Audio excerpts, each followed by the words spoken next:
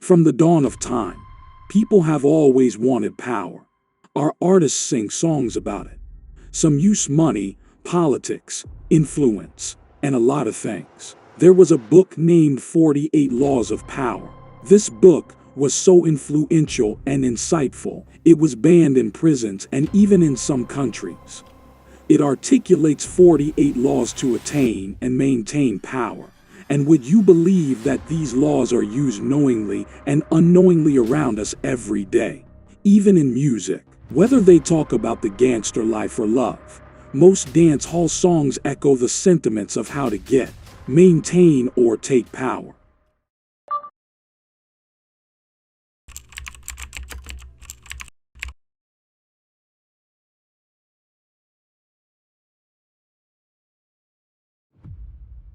Law 8. Make other people come to you. Use bait if necessary. It is always better to make your opponent come to you, abandoning his own plans in the process. Lure him with fabulous gains, then attack. You hold the cards. In life, taunting your enemy is a useful tool.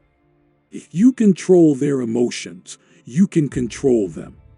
We often get caught up in executing our plans and forward action. We sometimes forget that forward momentum can be used against us.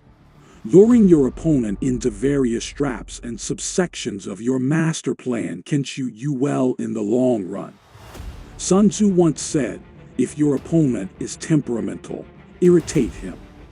If he is taking his ease, give him no rest. Controlling the heartstrings of your opponent while knowing what triggers him can easily lead your opponent into a fatal trap.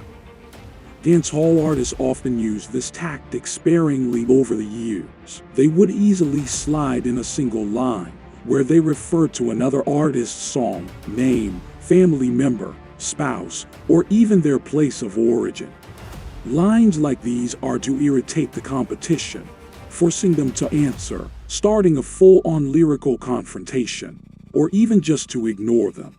Artists of old and artists of new have done this, such as Sking, Popcorn, Alkaline, and Vibes Cartel. Using this tactic too much can be categorized as a cry for attention, but if done right, you could lure your opponent into a world of disaster. Someone who transgressed this law in dancehall is Jahshii. During the last 7 months, he constantly taunted Silk Boss, making comments about his girlfriend and various other statements. When it had reached a boiling point, Silk Boss responded with 2 diss tracks back to back, the latter of the 2 possibly being one of the hottest diss tracks in dancehall history. Jahshii took the high road, choosing to ignore his peer as if he was the hotter and more known artist.